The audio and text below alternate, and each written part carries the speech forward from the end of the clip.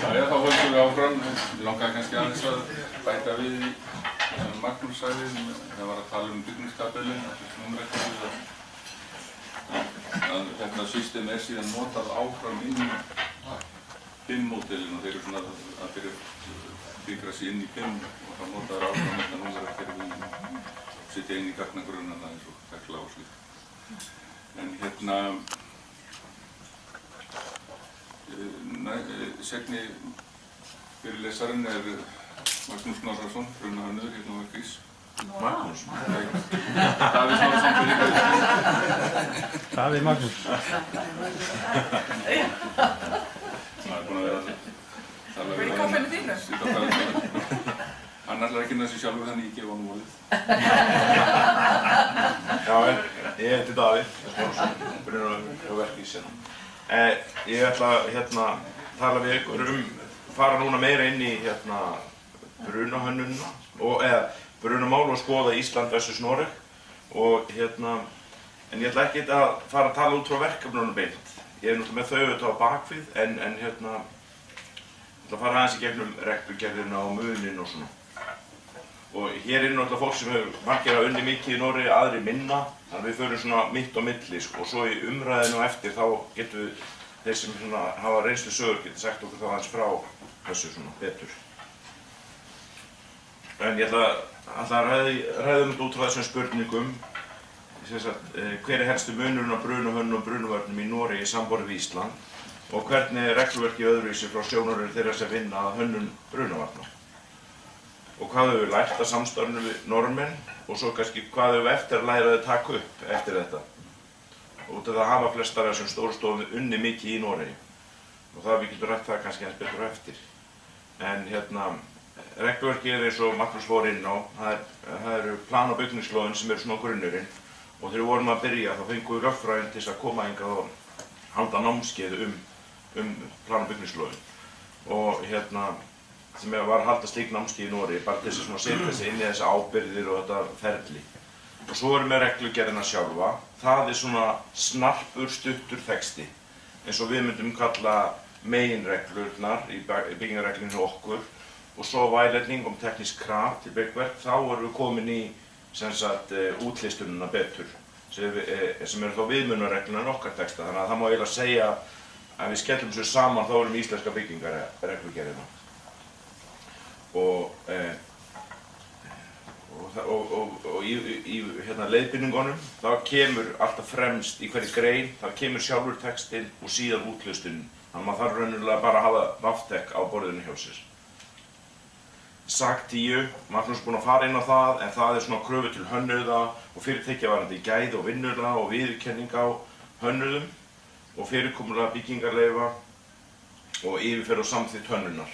Það fjallar ekki sjálfar kröfurnar, heldur svona umsýsluna. Og þeir sem ekki hafa verið að vinna í Noregi og hvetja við til þess að fara inn á heimasíðu DIBK sem er eins og mannvirkjastofnun í Noregi. Því þetta er frítt og þetta hlaða þessu niður og það er fullt af góðu, getur nýst manni líka hér alveg. Það eru í þessu alveg góða leiðbeiningar líka. Þannig að það er alveg þess verið að skoða þetta. En ef við förum, ég tala alltaf hratt, Magnús talaði svo lengi á hann, en nú ætla ég að keyra og koma mínu efni að það er að brunahönnun í Noregi er í sjálfu sér ekkert frá brunahönnun á Íslandi, þó aðferðin að setja marki séu lítillega öðruvísi. Það er meira að nota forskriftahönnun í Noregi en á Íslandi, ég held að það sé svona almennt. Og uppsetning og skýrslu er svona meira kerfisbundin, sem farir í gegnum 11. kaflan, alveg lið fyrir lið. Og svo sé maður í svona litlu merkum, ef maður er að fara yfir, þá allar upptalningu einhver sem á ekkert við sem mér finnst rosalega pirrandi. Þeir eru bara með þetta alveg rosalega formfast.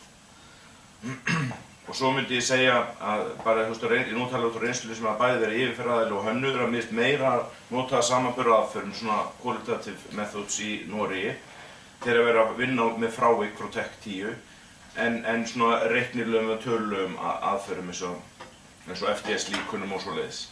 Þó meira heldur en á Íslandi, við notum meira svona tölulegreininga myndi ég segja heldur en Norðmennir. Og við höfum verið að nota núna upp á síðkastið þennan 3901 stað sem til þess að meðhöndlun frávika frá Tech 10 og það ágætt að hafa eitthvað svona form til að fara eftir. Þannig að við vorum ekki með þetta fyrst en svo við svona farin að færa okkur inn í það. En til þess að fara inn í þennan norska heim þá vorum við að byrja að sjá hvernig þeir skipta þessu upp. Þeir eru með risugklassa sem eru eins og notkunarflokkarnir hjá okkur og byggja á sama grunni. Í báðum tilfellum eru 6 flokkar en það þó munur og munurinn hann liggur í spurningunum viðvöruna eða sportísk upphold. Við spurjum er svo við byggingunni getur fólk bjargað sér út sjálft og þekkir það flóttaleiðir. Það okkar spurningar og þannig skiptum við niður í alla flokkana nema þeir bæta við einni sem viðvöran. Og þannig verða til dæmis svona skúrar, geymslur og bátaskýli, svona litlar svona geymslur og svoleiðis sem eru ekki með viðvöru, það lenda í sérflokki ef það lítil brunaáhætta. Og svo eru þeir með fangelsi, sjúkrahús og hótel allt í sama flokknum en við erum með 3 flokkum. Og skólar eru svo sér hjá þeim en við erum með atvinnuhúsnæði. En ég bara sýni ykkur núna hver munurinn á milli. En svo eru þeir með eitthvað sem heitir brandklassar og þannig eru brandklassar fara eftir stærð og umfangi bygginga og þannig eru flokkaði niður eftir mögulegum afleiðingum af völdum bruna með til lífsheilsu, samfélags- og efnahagslega þátta, kostnaðar. Og sama byggingin getur verið mismunandi klössum, það mismunandi hlutar hennar. Og þeir eru með þetta 4 flokka sem bara litlar afleiðingar, miðlungsafleiðingar, miklar og mjög miklar. Og þessi 4. hann eiginlega ekkert með, eins og við sjáum í svona töflum í leiðbeiningunum, þá 4. klassin ekki með. Hann svona alveg sér. Og tökum bara dæmi úr töflunni og norsku reglugerðinni, tökum skóla, það klassi 3 og það þýðir að þeir flokkast eftir hæðum, þetta viðmiðunin, en svo getur maður rökstutt annað í einstaka tilfellum.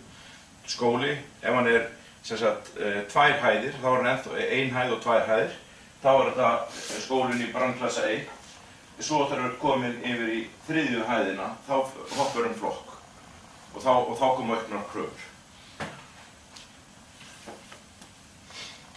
Nú ætlum ég bara að fara svona inn í reglugerðina, þetta lausleg þýðing hjá mér. Við byrjum bara að tökum sem dæmi Ég ætla ekkert að segja hvort eitthvað betra eða verra, það eitthvað sem við getum rætt á eftir, ég bara sýna muninn þá aðeins.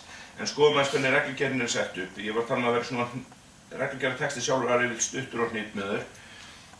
Eins og með meginbrunahólf, þá eru byggingar skulu skiptast í meginbrunahólf þannig að eldur í einu meginbrunahóli valdi ekki óðurlega stóru fjárhagslegu eða efnislegu tjóni og bruni skal með fyrirsögum hætti takmarka við það meginbrunahól sem hann byrjaði í. Þetta bara raunverulega svipað hjá okkur. Og í meginbrunahólu með mismunandi notkun skal hólun ákvarðast að hæsta flokknum og undirliggjandi hæð verður að hafa skilgreiningu brandklassa sem að minnsta kosti jöfn eða meiri hæðinni fyrir ofan. Það sem maður þarf að byggja á einhverju traustu og svo upp. Og svo en þetta eru klárlega bara efnislegir þættir. Það ekkert að tala öryggi þegar þeir eru í seksjóneringunni. Og ég ætla svo að sýna ykkur að það er pínu stundum mótsögn í norsku reglunum alveg eins og hjá okkur. Að svo það kom margar blaðsíður að leiðbeiningunum við þessa grein. En ég ætla bara að benda á eitt þetta reyndar mjög lítið, ég ætla ykkur ekki að lesa þetta beint, en það til dæmis eins og setta svo strangari kröfur fyrir risugklassa 6 og sérstaklega fyrir leikskóla barnaheimil. Og þá með seksjón ekki verið stærri 600 fermetrar. Hér skín alveg í gegn að hér ertu bara að tala öryggissjónarmið sem þú ert farin að blanda inn í þessa reglu eignavernd. Því að ég sé enga aðra skynsamlega ástæðu en að þetta er þess að hugsa öryggi fólks og lárétta rýmingu þegar þeir eru að setja svona kröfur til að komast fyrir í örugga sellu eða örugga seksjónsi meginbrunahólf. Vegna þess að þetta atriði úr fasa við það sem kom á undan og ég lenti í svona smá deilum þegar ég var að fara yfir vegna með svona leikskólaverkefni að þá var hönnuðurinn gekk hann út frá því að þetta ákvæði meginbrunahólf ætti einungis að varða sem sagt svona eignavernd en alls ekki og raunverulega reglugerðartexti sem kemur á undan, hann ræður sko, þó að sé eitthvað í mótsögn í leiðbeiningu þá það neðar í systeminu þannig að það gildir ekki. En hér finnst mér persónulega skín í gegn að menn eru að hugsa öryggi fólks með því að setja svona strangar kröfur við leikskóla en ekki að þessi stór hætta og þeir brenni og veri mikið fjárhagslegt tjón. Meginbrunahólf alltaf hugsuð stærðirnar á hverri hæð og út af þeir skipta þessu oftast bara, þetta eru lóðrétt skil í gegnum húsin og þannig getur til dæmis tökum dæmi, þetta með brunaálag, þetta omhyllingsflatir þannig að þetta eru lægri tölur sem bara 50 til 400 megasjúl á fermetr, það eru flesta byggingar sem getur fallið þar innan og þá getur við haft normalt þá 1200 með brunavarnakerfi 1800, sprinkler 10.000 og rökventilation 4.000. Þetta svo sem, þetta reynda stærri selur en við þekkjum en svipuð svona aðferðafræði. Svo eru veggirnir hérna sem við sjáum hérna fyrir neðan, þeir eru alveg upp í 240 mínútur þegar brunaálag er mjög mikið. Svo fínt að fullt af myndum í norsku reglugerðinni. Það var alveg gaman einhvern tíma að það eru myndir hjá okkur. Það hefur verið reynda með leiðbeiningablöðin og þar setjum við inn myndirnar, þannig að það aðeins. En þetta er svolítið, þeir ekki eins og segja mikið upp úr meginbrunahólfunum því þau eru almennt færri en við þekkjum og þess vegna er mikilvægt í þau og menn sýna að það þarf alveg að vera tryggt að eldur fari ekki þó hitt brenni alveg til kaldra kola þá komist það ekki yfir í næstu seksjón eins og var útlistað í meginmarkmiðinu. Og ég nefndi áðan brandklassa 4. Við höfum verið með aðeins mannvirki eins og svona neðjar mannvirki. Þau lenda, þess sem er sérstaklega mikil hætta eða eitthvað, þau lenda í klassa 4. En klassi 4 er almennt ekki í töflunum og svoleiðis. Og það er bara sérvúrtering eða mat á því í hvert sinn. Og hvað þarf að gera? Ég ætla ekki að lesa þetta neitt. Og svo eru brunahólfunna. Þetta er bara mjög svipað hjá okkur að byggingu skal skipta í brunahólf á viðeigandi hátt, svæði með mismunandi áhættu fyrir öryggi fólks eða mismunandi möguleika á að eldur komi upp ætti að vera í sérbrunnahólfi nema aðrar ráðstafanir veitt í sambærilegt öryggi og brunahólf skulu þannig hönnuð að þau komi í veg fyrir útbreiðslu elds og reyks til annarra brunahólfa í þann tíma sem nauðsynlegur til rýmingar og björgunar. En ef við horfum á brunahólfin hérna hjá okkur og versus í Noregi, þá eru þeir með minni brunahólfin. Og við tökum bara dæmi hérna úr töflu úr leiðbeiningunum að þá væri íbúðarhús sem væri getur verið 2 hæðir væri með hólfun upp á E30. Það væri 30 mínútur á milli íbúða, bæði hæðaskilum og á milli nágranna. En hér hjá okkur væri það 90 mínútur. En það er nú er þetta ríktasta dæmi. En svo almennt eru þau kannski flokki neðar. Þegar við notum mikið 60 hólfun en þá er þeir ýmist í 60 eða 30 og þegar sem við notum 90 þá er oft í 60.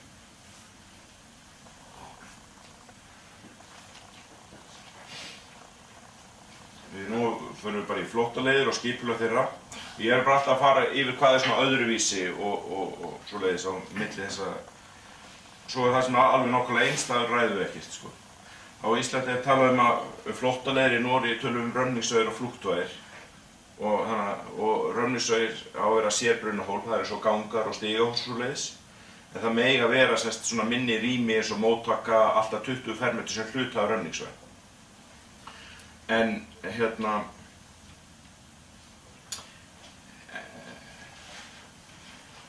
bara að taka hérna dæmi úr reglugerðinni og leiðbeiningunum segir þess að við getum leyft okkur að vera með svona smá part að þetta er líka hægt hérna hjá okkur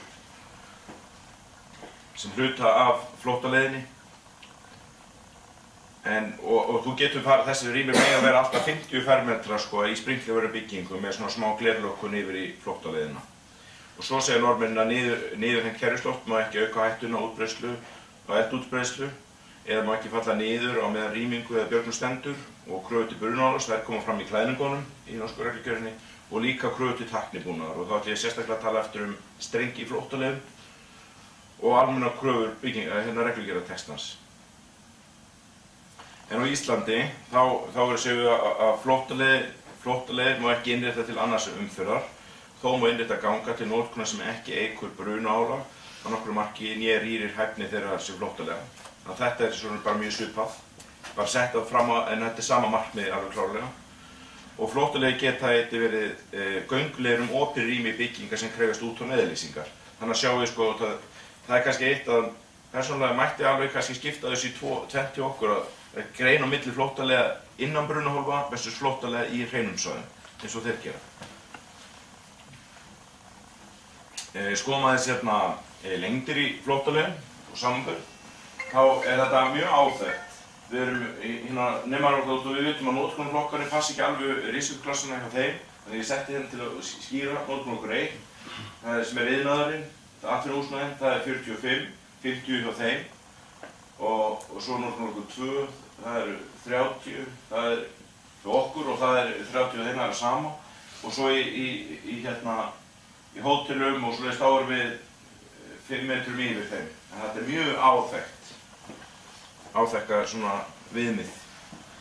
En það er þó eitt sem er öðruvísi, sem er vist stundum þátt í skrítið sko, allt sem maður ekki vanur finnst manni skrítið, að við getum séð að í kröfunum flóttaleiðir frá brunahólfi, þá má skal minnst vera ein útgöngleið beint út. En menn geta komist upp með það að vera með ansi stór rými með eina flóttaleið ef hún er beint út undir bert loft. Og raunverulega, tæknilega held ég alltaf 50 metrum, við höfum ekki hana svoleiðis þarna sko. En ég held að það geti verið ef hún er bara beint út og er í flokknum iðnaðar- eða atvinnuhúsnæði sem allir eru vakandi. Og svo er bara útgangur sem fer út á 2 útgangur í tvær flóttaleiðir sem geta verið inn í stigahús eða gangar eða eitthvað sem verður bara römningssvæði, það verður 2 svoleiðis. Eða útgangur fram á gang, eins og hérna kemur fram. Og sem leiðir til 2 óháðra leiða. Eða það má vera útgangur á öruggan stað og öruggur staður getur verið önnur seksjón. Það er svo í leikskólum og svona, þú býr til fleiri seksjónir, með að fara yfir næstu seksjón eða megin brunahólf, þá getur telst að vera öruggur staður. Og svo tek ég hérna til samveru frá okkur, úr okkar reglum, að úr öllum íbúðum og notkunarengu skulu vera minnst 2 flóttaleiðir sem eru óháðar hvor annarri, fyrir öruggsstaðar undir byrjulofti og jörðu niðri, eða með óháðum flóttaleiðum átt við 2 eða fleiri flóttaleiðir sem eru þannig aðskildar að eldur og reykur geta ekki teppt þær báðar eða allar. Og en við erum hins vegar með strangari kröfur þegar er ein flóttaleið frá rými og það þá vera háð jákvæðri umsögn slökkviliðsins og en má einnig vera gangur sem er alveg sem Noregi sem leiðir til 2 óháðra leiða. Þannig að ég vildi bara svona venda á þetta, en mér finnst ég er bara sammála þessu eins og við höfum gert það hér, finnst það eiginlega skynsamlegra heldur en að vera með allt og langa flóttaleiðir þó hún sé beint undir bert loft. En ég nefndi áðan að tæknibúnaður mætti ekki valda aukinni hættu í brunahólfum. Og þetta hefur við við byrjum að íhuga þetta áður en við fórum inn í Noregi og reglugerðin okkar, hún segir og gamla 98 reglugerðin að það ætti ekki að vera, skal ég segja þér, aukin hætta í flóttaleiðum. En þeir eru bara með viðmið sem er mjög þægilegt að hafa og ég myndi halda að vera fínt að hafa eitthvað viðmið hér líka. Segja bara 50 megasjúl á lengdametra í flóttaleið. Það er viðmið. Ef þú fer yfir það, þá getur við gert, það eru 4 valmöguleikar. Annaðhvort eftir við sprinkler til að verja kaplana þannig og verja flóttaleiðina. Þú getur verið með þetta í svona bara sjakti, bara láréttu sjakti. Það vill engin rafmagnsmaður, þeir eru alveg mótið því. Það hægt að vera með þetta kerfisloft sem með brunamótstöðu. En þú verður að gera eitthvað ef þú ert komið, og þetta mjög lítið, 50 megasúl. Það mjög lítið magn. Það eiginlega bara það sem þjónusta ganginn. Leið á gangur og lagnaleið, þá þetta orðið vandamál. En gangar eru náttúrulega aðalagnarleiðir í húsum, almennt. En þetta höfum við þá bara höfum við leyst með því að vera með sprinkler fyrir ofan kerfisloft til þess að verja það sem sprinkler í húsunum. Svo lendum við aðeins í vandræðum það sem ef það ekki sprinkler, sko. Og þá hægt að reyna að hafa færri flóttaleiðir og fleiri flúktvæðir. Fara eitthvað svona, út af þetta gildir náttúrulega ekki nema fyrir þeir sem eru viðurkenndar flóttaleiðir, hreinar leiðir. Eru norðmenn að nota þarna 13501 part 6 í þessu? Með nýja útfærsluna brunál frá Strengjum. Já, við höfum notað það til þess að við að reikna magn og svona. Og við vorum byrjað að skoða það aðeins áður. Áður höfum við, ekki bara nýtekinn gildi þessi staðar. Ég var með einhverja forútgáfa á hann. 2014 að hindum en ekki alveg. Já. Það er nú 2014. Já. Það hefði eitthvað aðvörunartíma. Já. Já. En þetta eins og ég segi, það er reynt að leysa þetta og reyna sem í sprinkler þar sem það er hægt. Að verja bara sprinkler og þá til að verja þannig leiðina og kapal bakkana, sko. Og þá eru menn bara með þess mikið þau þurfa, svo leikið sem sprinklerinn að dekka það, sko. Er mistilkerfið þessi grunns líka í Noregi meira en hér kannski eða? Nei, mistilkerfi, ég myndi ekkert segja eitthvað meira en hér. Nei, ekki rýmri heimildir. Jú, íbúðasprinkler, þá eru þeir að nota náttúrulega innst á svoleiðis. Ég ætla aðeins að fara í sprinklerinn eftir en þá sem sagt að það er miklu meira að nota það sprinkler í Noregi eins og íbúðarhúsum sem við notum það ekki, bara alls ekki, eiginlega. Hurðir í brunavondu skilum, venjan að hurðir séu í sama flokku og veggurinn, nema að hurðin tekist hlutlausu svæði eins og gangi eða stigósi. Þetta kom náttúrulega mjög skýrt inn hjá okkur þegar við breyttum reglugerðinni, núna 2012. Þá passar þetta alveg við gröfurnar frá Norðmönnunum, brunamósta, brunahólandi, hurða, hlera og glugga. Í byggingum skal vera svo sama og bygginglustans sem þeir eru í og taka má tillit til brunálans. Tilhörðis vegna brunahólunar að göngum og rýmum með lág brunálagi með tækniskiptinu eða rökstuðningi brunahönnun. En við náttúrulega erum ennþá öll inni held ég eitthvað að setja bara föst í því að setja einum flokki neðar sem stundum á það ekki alltaf við, sko. En ég held að við getum sem öll sig á einhvern tíðan gert það eftir reglugerðin var breytt, en þetta var náttúrulega ekki eins skýrt í 98, eða ekki rétt. Munurinn kannski liggur í notkun á pumpum og hurðarlokum sem er ekki eins mikið í Noregi eins og hérna heima, sko. Þannig eru almennt ekki pumpur á brunahólum út á ganga. Þetta er íbúðarhúsum, fjölbýlishúsum, það er ekki pumpur. Hótelum, það er almennt ekki pumpur. Og elliheimilum, almennt ekki pumpur. En þarna erum við alltaf með pumpur. Þannig að það er eða ég kalla pumpur, hurðarlokun. Þannig að þetta er svona eitthvað sem er munur á milli. Og reykþéttingin. Við erum alltaf með SM, eða þið heitur reykur, 200 gráður eftir 13501, meðan þeir eru yfirleitt alltaf með SA, sem er bara kaldur reykur. En í einstakar tilfellum, já. Hafið þið fundið skýringu á því að hverju reykur er heitari á Íslandi en í Noregi? Nei, ég hef ekkert pælt í því, sko. Mér dettur í hug út af því að þetta gæti ekki eitthvað hætta á að SM-hurðina geti hugsanlega staðið á sér eða eitthvað. En það er yfirleitt eftir þann tíma að þú hvort er flóttaleiðin ófær fyrir því. Ef það er orðið svo heitt að hurðin er föst, þá áttu kannski ekkert erindi hvort enginn sem væri að fara hana eða eitthvað. Ég veit þetta ekki alveg. En þetta er allavega svona munur sem maður átti að sá strax, sko.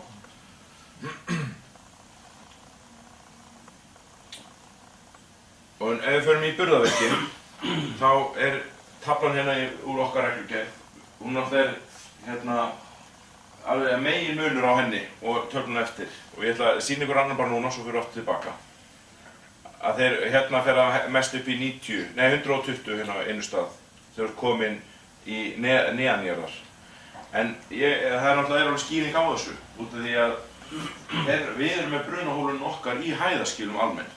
Og þá verður náttúrulega burðarverkið að halda þessu uppi í sjálfum sér. Meðan þeir eru með alltaf seksjónnar og svo bara má burðarverkið, það má bara hrynja hérna megin við, en veggurinn stendur eftir. Og þá eru þessar tölur samanborið við veggina sem við skoðum áðan í seksjónlýringunni, þá er svolítið samsvörun hér á milli, sko. Það er þessi grunnmunur, sko, og þá kemur hann eðlilega inn í burðarverkið, sko, það þarf að harmonera saman. Ef þú ert með meginburðarhólf við hæðaskilum og ef þau hrynja, þá er náttúrulega hólfið farið, sko. Þannig að